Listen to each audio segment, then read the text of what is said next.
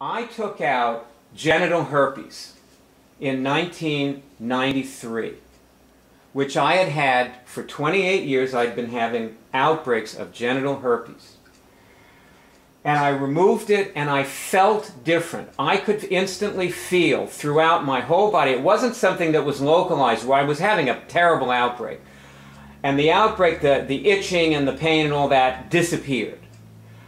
But it wasn't that. It was a feeling through my whole body also disappeared. A bad feeling. And I have not had a herpes outbreak. Now, I found herpes in my higher body since then. But I took it out. Every time I found it, I took it out.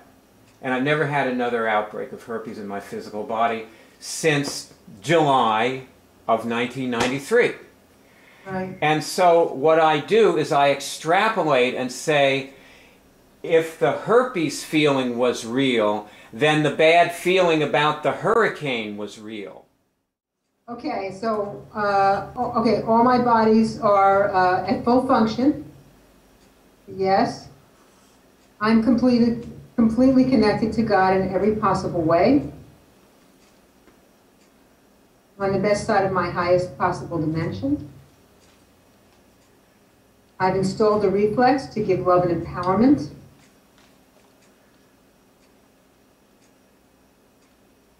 I'm linking my results bodies with people I love. And I'm removing and installing all the right factors in both of us, all of us. Good. I'm protecting myself and my people from incipient catastrophes. I would like you to explain that last one.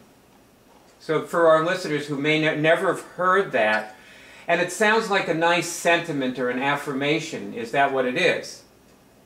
No, I actually do it. I mean, I actually do protect myself and my people from catastrophes when I do that. But how can that be?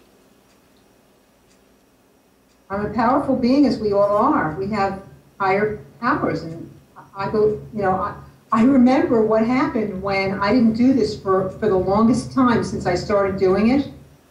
I had not done it for like months. Forgot to do it, and I got a call from my mother during Hurricane Wilma, and she was afraid that her porch was going to be blown away. Oh. And I remember having this horrible, horrible feeling of doom and dread, like, oh my God, what have I done, you know?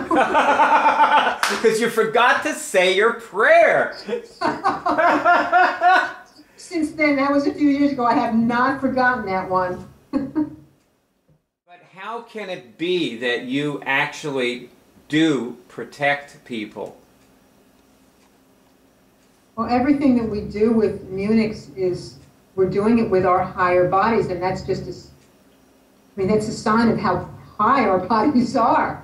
Well, you know, I have a way of explaining it. You see, you can actually feel an incipient catastrophe coming in a lot of people.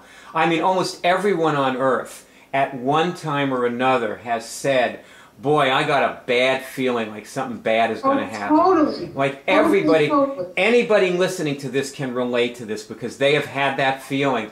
And the thing is, what we're doing when we say that, or something else that does the same thing, when we say that and we feel that change, like that bad feeling is gone, and it's not, you know, like somebody who's stuck in their head is going to think, okay, you're talking, you know, you talk yourself into it.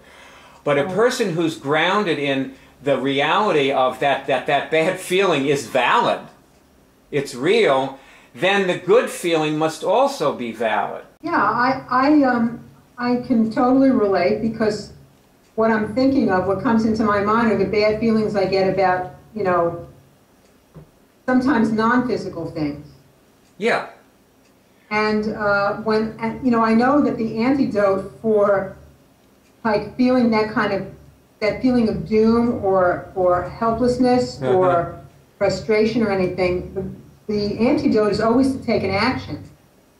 And you know, one of the actions is just doing this, saying and doing, I'm protecting myself and my people from incipient catastrophes.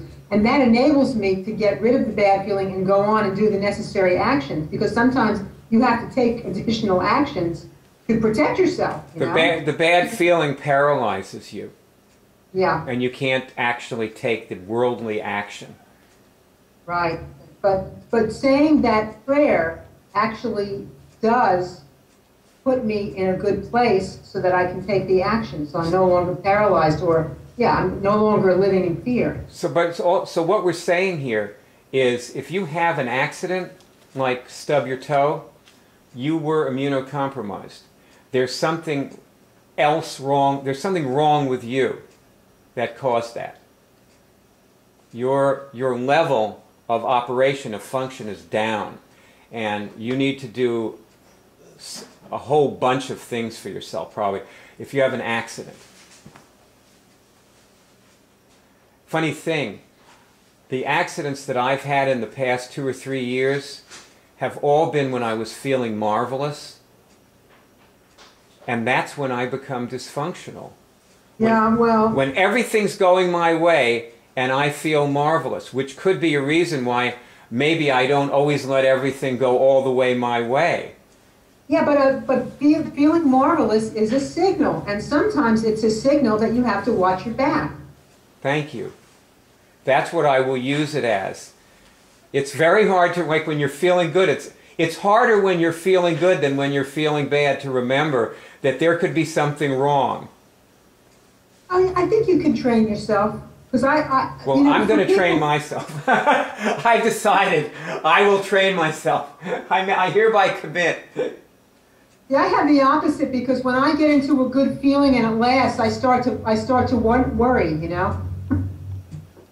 Well, Keely, but that has to do with set points, because lately what I've been doing a lot of is erasing my set points for pleasure and success. I just sent an email to the Cure Drive reminding everybody to do that. Keely, you feel uncomfortable when everything's going your way because you're Jewish. Yeah, well, yeah, that goes without saying. I test know that feeling good does not make me dysfunctional, or that it doesn't mean it's not a signal that I'm dysfunctional. Right. I test no, and yet I still better be aware when I feel good. That's being functional. Being aware is a function. Yes, I bet what happens is when I'm feeling great, I lose a lot of awareness.